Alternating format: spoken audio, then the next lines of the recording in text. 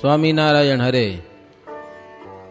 મત પંથ में विप्रज जीतना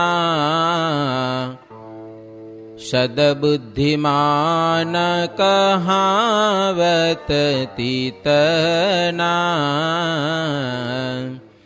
सत्संग के लीने सो शरणा श्री हरि संत सेवा मुद भरना. મુક્તાનંદ સ્વામી ગઢપુરમાં ઉત્તમ રાજાને ભગવાન શ્રીહરિના અદ્ભુત ચરિત્રનું અમૃત પાન કરાવતા કહે છે કે ઉત્તમ રાજન, શ્રીજી મહારાજ કણભા ગામ પધારેલા છે. ગામના ભક્તજનો સારું એવું સામૈયું કર્યું છે. વાજતે ગાજતે મહારાજને પૂરમાં પધરાવ્યા. રાત્રિનો સમય શ્રીજી મહારાજને માટે થાળ થયેલા છે. પ્રભુ જમ્યા. જમીને મહારાજ સંતો, પાર્ષદો અને રાજાઓની પંક્તિમાં પીરસેલું છે. વાસુદેવ હરે બોલાણા ત્યારે બધા શ્રીહરિને યાદ કરીને ભોજન કરવા લાગ્યા છે. દૂધ ભાત સાકર એની શ્રીહરિએ રેલમ છેલ કરેલી છે.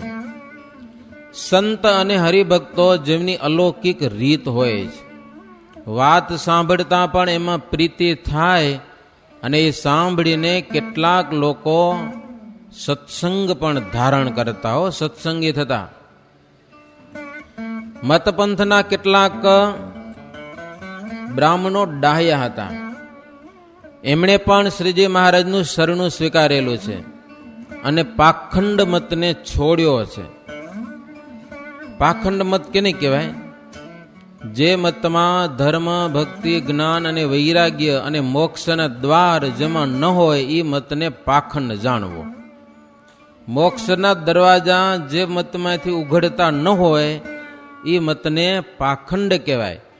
ધર્મ, જ્ઞાન, વૈરાગ્ય, ભક્તિ એ ચારેનું પ્રતિપાદન ન હોય જે મતને વિશે. તો એવા મત, પાખંડ મતનો લોકોએ ત્યાગ કરેલો છે.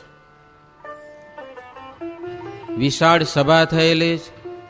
ઝવેરીદાસ વિવિધ થાળ ભરીને મહારાજને માટે પૂજા લાવ્યા છે. ફૂલના આભૂષણ પહેરાવ્યા છે. શ્રીહરિને સોનેરી સુંદર પાગ શ્રીહરિને બંધાવી અને એમાં તોરા લટકાવ્યા છે. પછી શ્રીહરિની મૂર્તિ ધારીને બધા જ ભક્તજનો સ્તુતિ કરવા લાગ્યા કે હે મહારાજ, આ કળિયુગ મધ્યે અમને જે સત્સંગ થયો તેનો દિવસે દિવસે રંગ ચઢતો રહે એવી અમારા ઉપર કૃપા કરી અને તમે આ હડાહડ કળિયુગમાં આ પૃથ્વી ઉપર પધાર્યા. મહારાજ, અમને તમે ઉગારી લીધા.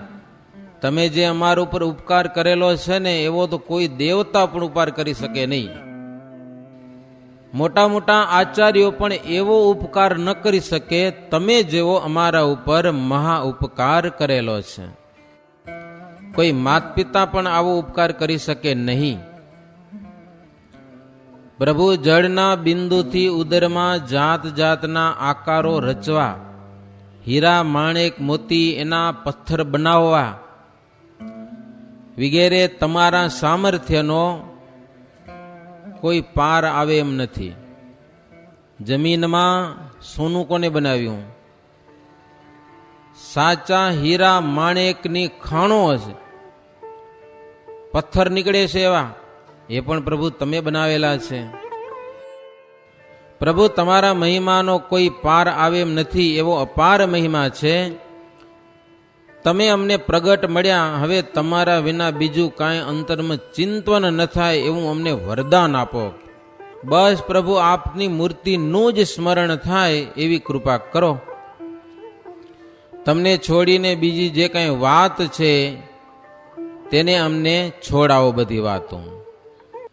એટલી સ્તુતિ કરી શ્રીજી મહારાજ પ્રસન્ન થયા. પ્રસાદીના ફૂલના હારો આપ્યા છે ભક્તજનોને અને કહ્યું કે જુઓ, અમે આ સત્સંગનો વજ્રનો કોટ બનાવેલો છે, મજબૂત કિલ્લો બનાવેલો છે લોખંડનો. તેને મનકર્મ વચને આશરીને રહેજો, ધર્મમાં ખામી આવવા દેવી નહીં. ધર્મ એ મારું હૃદય છે અને મારું ભવન છે. મહારાજ, ધર્મ છે એ અમારું મકન છે ને એ અમારું હૃદય છે. એને જો તમે રાખશો તો કોઈ પ્રકારની ખામી આવશે નહીં. ભક્ત ઝવેરી દાસ સંત વર્ણિની પૂજા કરી, એક એક વસ્ત્ર ઓઢાડ્યું. શ્રીજી મહારાજ એક રાત કણભામાં રહ્યા. પછી પ્રભુ ત્યાંથી ચાલતા ચાલતા ડભાણ આવેલા છે. ડભાણના ભક્તજનોને ખબર પડી મહારાજ પધારે છે, એટલે બધા સામા ગયેલા છે. ઢોલ, ત્રાંસા, તુરઈ વગેરે અનેક વાજિંત્રો વગાડતા વગાડતા શ્રીહરિને પુરમાં પધરાવ્યા છે. ડભાણના ભક્તજનો બહુ પ્રેમી શ્રીજી મહારાજને માટે એક ઘોડો લઈ આવેલા હતા. એ સુવર્ણના સાજે યુક્ત અશ્વર તૈયાર કરેલો હતો. એના ઉપર કાઠું વગેરે આવે ને એ બધું સોનાનું તૈયાર કરેલું મહારાજને બિરાજમાન કરવા માટે. અને એના ઉપર શ્રીહરિ બિરાજમાન થયેલા છે. ઘોડાના પગમાં ઝાંઝર બાંધ્યા હતા. શું? અને ઝાંઝર પહેરેલો ઘોડો, એના ઉપર શ્રીજી મહારાજ બિરાજમાન થયા. અને એવું સરસ નાચતો હતો, છટાદાર. એક દોર ઉપર બે નટ જેમ ચાલતા હોય, એકબીજાને અડ્યા વિના જેમ પાર પહોંચી જાય, અને એક દોર ઉપર જેમ નાચે છે, એવી તો આ ઘોડાને નાચવાની છટ્ટા હતી અશ્વારીમાં, જેના ઉપર શ્રીહરિ બિરાજમાન થયેલા છે. હજારો સંતો ભક્તજનોને મધ્યે તારામાં જેમ ચંદ્રમાં શોભે એમ સવારીની વચ્ચે શ્રીહરિ શોભતા હતા. અને ચોપદારો આગળ છડી પોકારતા હતા અને પાડાઓ બંદૂકો ફોડતા હતા. રાયજી પટેલ વિનંતી કરી અને શ્રીજી મહારાજને પોતાને ભવન પધરાવેલા છે. બધા ગામમાં શ્રીજી મહારાજ લગભગ એક એક રાત રોકાણા છે. પણ ડભાણના ભક્તજનો મહારાજને એવા પ્રિય કે શ્રીજી મહારાજ ડભાણમાં 5 દિવસ રોકાણા. 5 રાત્રિ પ્રભુ ત્યાં રહ્યા છે. તે દરમિયાન ત્યાંના ભક્તજનો શ્રીજી મહારાજને મેવા મીઠાઈ ખૂબ અર્પણ કરેલું છે.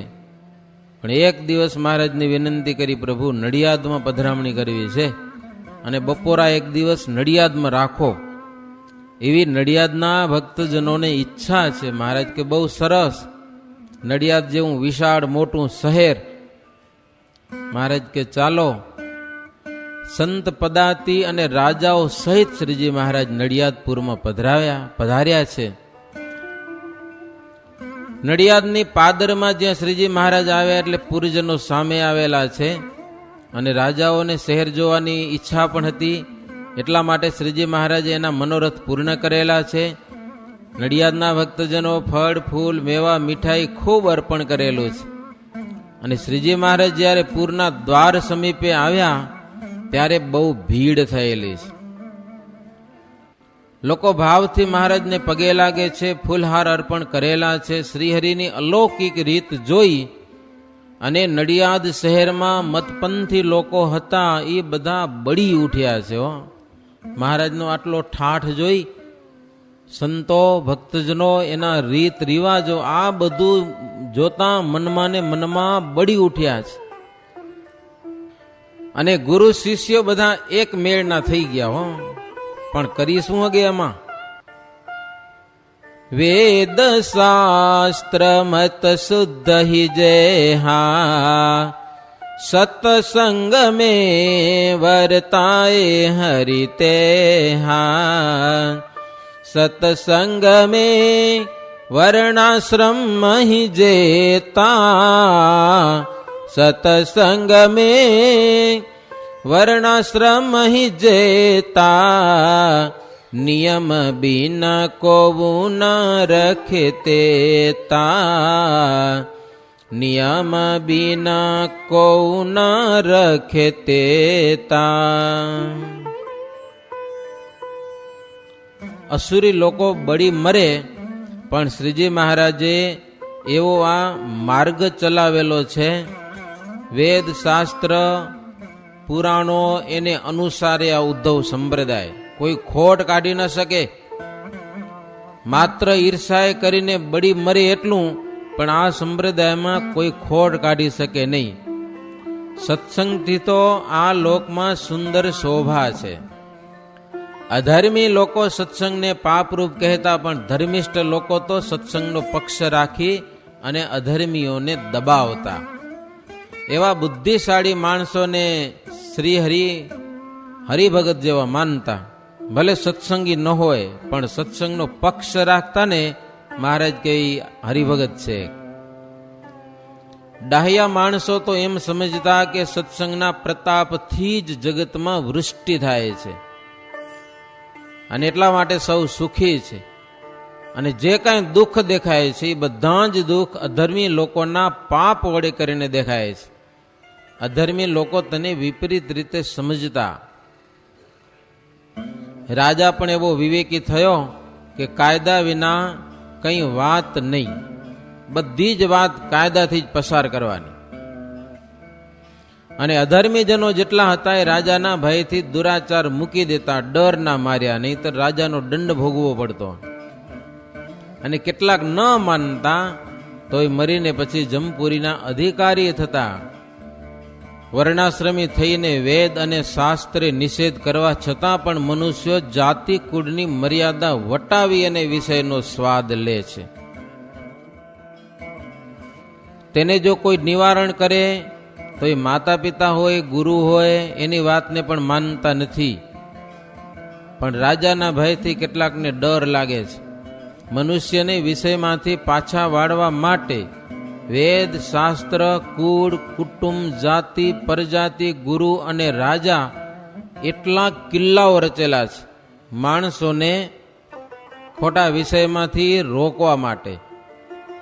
છતાં પણ માણસ એટલો બધો બળિયો છે કે બધાની મર્યાદાઓનું ઉલ્લંઘન કરી અને વિષય ભોગવે છે. વેદ શાસ્ત્ર પુરાણ કે માત પિતા કે પોતાનું કુટુંબ કે સમાજ કાંઈ આડું આવતું નથી, વિષય તરફ દોટ મૂકે છે. તો એવા માણસોને સન્માર્ગે વર્તાવવા માટે જ ભગવાન શ્રી હરિયા કડી કાળમાં પ્રગટ થયા છે. શ્રીહરિ તથા સંતોને દેખીને તેમની કીર્તિનું ઉચ્ચારણ કરતા પરસ્પર લોકો કહેવા લાગ્યા કે જેને ધર્મ રાખવો હોય અથવા તો મોક્ષનો ખપ હોય તેણે સત્સંગ તો કરવો જ જોઈએ. સત્સંગ વિના ધર્મ નહીં રહે અને સત્સંગ વિના મોક્ષ પણ નહીં મળે. સત્સંગ છે એ નિર્ભય એક કિલ્લો છે. અને મતપંથના કિલ્લા છે તો ખરા કિલ્લા, પણ માય મોટા મોટા ફાંકા પડી ગયા, ફાંકા તૂટી ગયા છે કિલ્લા બધા. એટલે હવે એને આશરે રહેવામાં કોઈ ફાયદો નહીં, ક્યારે પડે ક્યારે ભાંગે ને આપણે મારી નાખે એનો કોઈ નિયમ નહીં. મતપંથના ગુરુઓ છે કિલ્લાનું રક્ષણ કરનારા, એ જ આગળ થઈને કિલ્લાને મંડ્યા છે ભાંગવા ઘણ લઈને. તો એ કિલ્લાને આશરે કેમ રહેવાય? લોકો કામ, ક્રોધ, લોભ, સ્વાદ, માન તેને શિષ્ય કરીને રાખ્યા છે એવા ગુરુઓ બધા. અને નિષ્કામ આદિ ગુણોને શીખ દઈ દીધી છે, ન જોઈ કે જાઓ બધા. આવા સદગુણોને કાઢી મૂક્યા છે પોતાના અંદરમાંથી. નિષ્કામ નિરમાન નિરલોભ જે હા, નિસ્વાદ નિસ્નેહ શિષ્ય હે તે હા. શીખ સોદીના રહ સત્સંગ માહી, સત્સંગ સેવન લગે હર ખાઈ. સત્સંગ में गुरु रहे जो जेही, मित्र करी के ताकु रखे तेही. निष्कामयादि पंच नियम जेही, महाकीर्ति मान है तेही. સત્સંગમાં જે ગુરુઓ છે એ આવા પંચ ગુણોને પોતાના શિષ્ય કરીને રાખેલા છે, મિત્ર કરીને રાખ્યા છે. એ પાંચ હોય ત્યાં સુધી નિયમરૂપી કોટ ડગે નહીં. પાંચ યોદ્ધાઓ છે, નિષ્કામ, નિર્લોભ, નિસ્વાદ, નિસ્નેહ, નિર્માન, નિર્લોભ. આ પાંચ યોદ્ધાઓ એવા છે, કામાદિક શત્રુથી એ હટાવ્યા હઠે એવા નથી. એની આગળ કામાદિક શત્રુનું કાંઈ જોર પણ ચાલતું નથી. એ પાંચ સદગુણો એવા જોરદાર છે. અને જ્યાં સત્સંગ દેખે ત્યાં જ યોદ્ધાઓ રહે છે, નિષ્કામાદિ 500 યોદ્ધાઓ. અને કુસંગ દેખે ત્યાં કામાદિક અંતર શત્રુઓ વસે છે. આવું બોલતા ભક્તજનો શ્રીહરિની કેસર ચંદનાદિકથી પૂજા કરેલી છે. મહારાજ અસવારીમાં ચાલ્યા જાય છે, મહારાજની પૂજા થતી જાય છે. ભવન ઉપર માણસ માતા નતા, ચારે બાજુ મહેલ ઉપર. એને પણ સોનાના વસ્ત્ર આભૂષણો પહેરીને ગોખમાં બેસીને પ્રભુના દર્શન કરતા હતા. અને પ્રભુને સ્ત્રીઓ બધી મોતીથી વધાવતી હતી. દુકાનો પણ નડિયાદ શહેરની એટલી સરસ મજાની શણગારવામાં આવેલી હતી. વાજિંત્રોનો કોઈ પાર નતો, આખું ગગન ગાજતું હતું. અને પદાતીઓ બંદૂકો ફોડતા હતા. શ્રીહરિ સમીપમાં આવતા તે ભવનના નિવાસીઓ ચરણમાં પડીને ચંદન અને પુષ્પના હારથી શ્રીહરિનું પૂજન કરેલું છે. સંતોને પણ એક એક હાર પહેરાવેલા છે. શ્રીહરિ પણ દેવતાઓના મન લોભે એવી અલૌકિક વસ્ત્ર આભૂષણોની શોભા અને મૂર્તિની રૂપ માધુરીથી શોભતા હતા.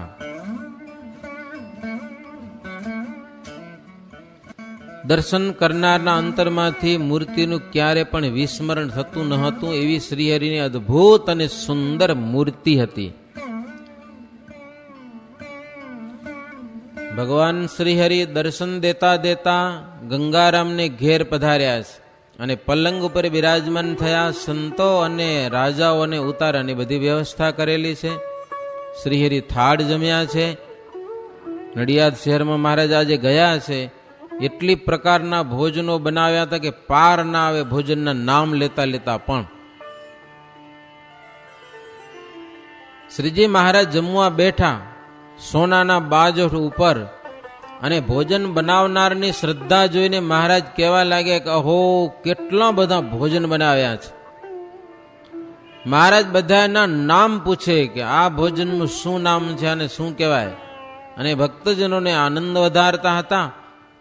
મહારાજ કે નામ જાણીને જમવું એ જમ્યા કહેવાય. કે લ્યો, નામની ખબર ન હોય અને ખાઈ લેવું એ શું જમ્યા કહેવાય.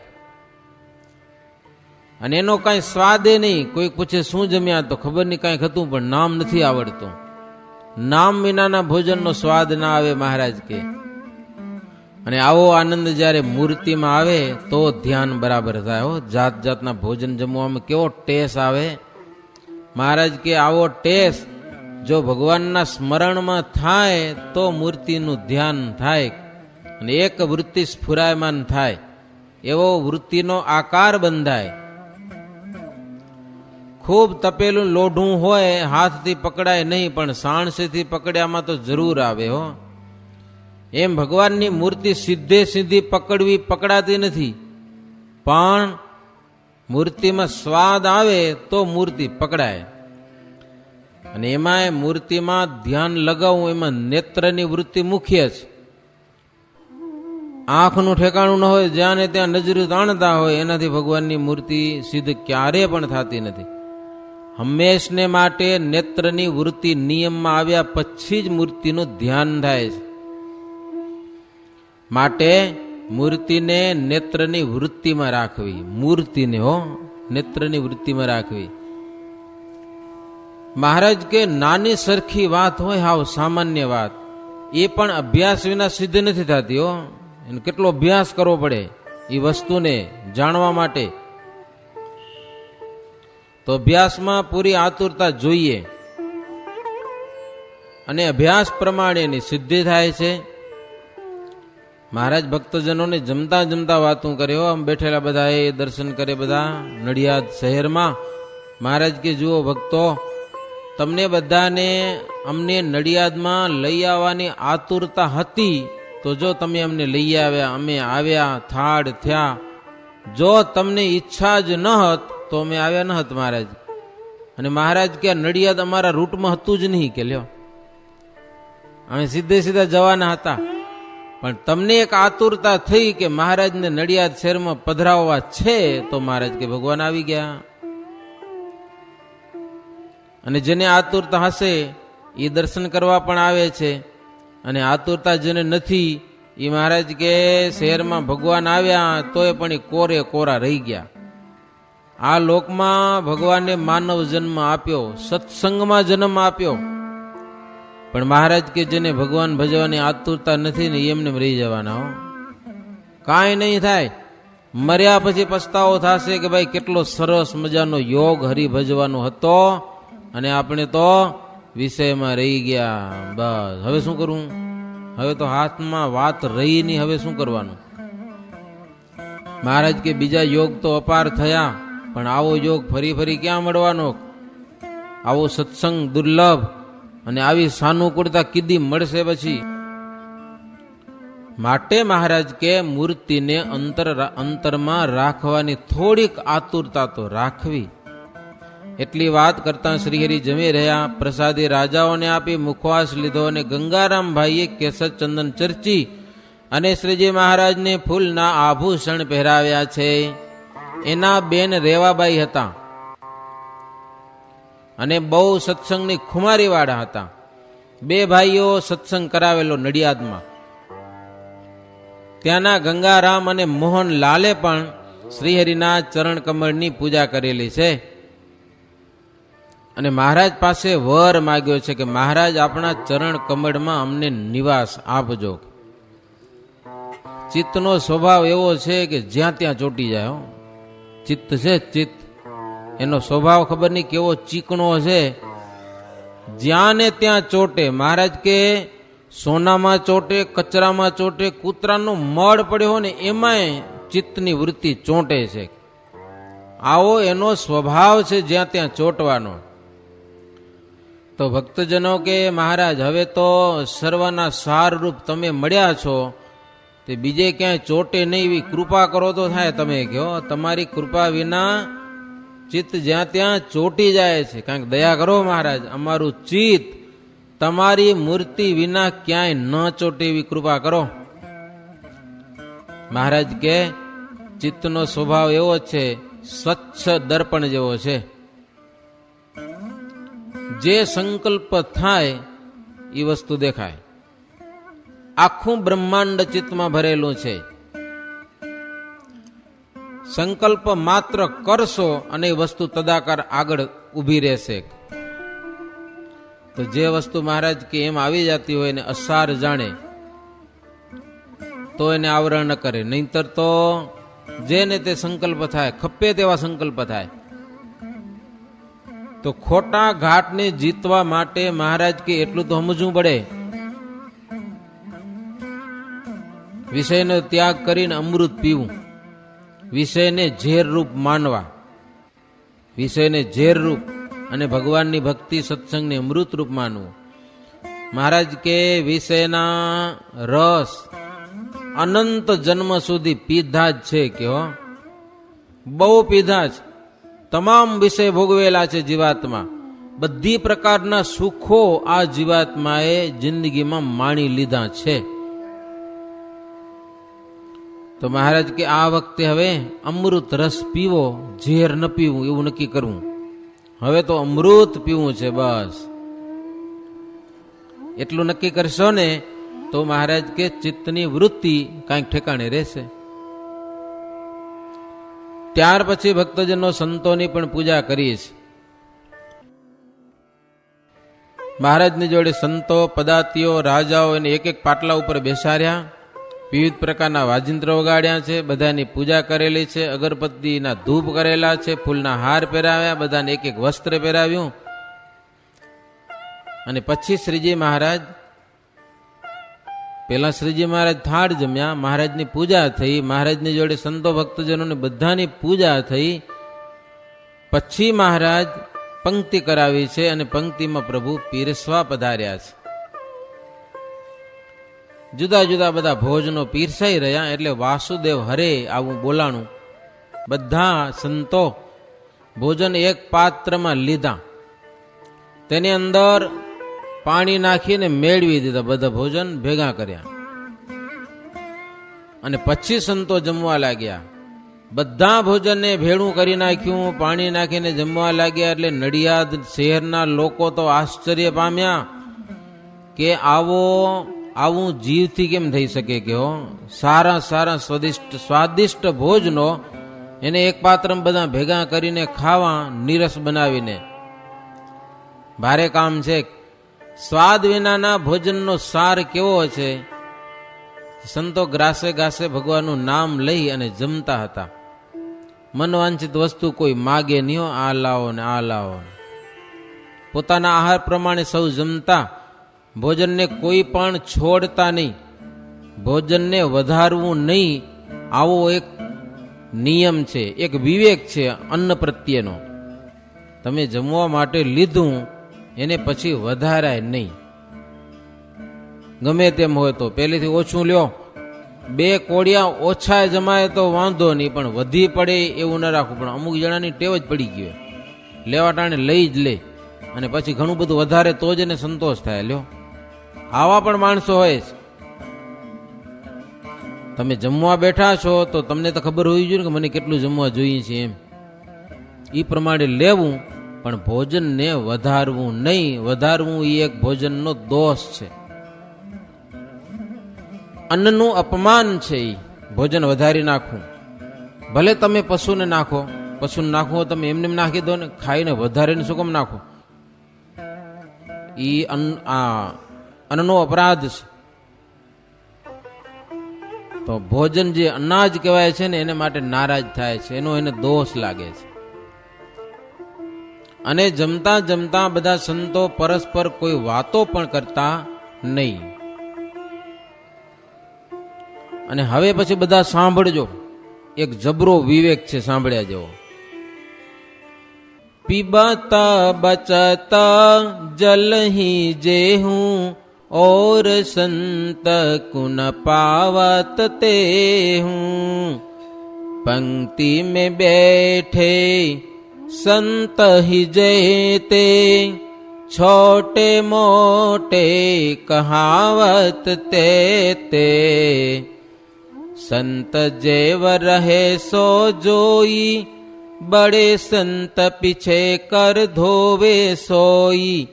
इतनो विवेक न रखे जय ही विवेक बिना सो देखावे ते ही.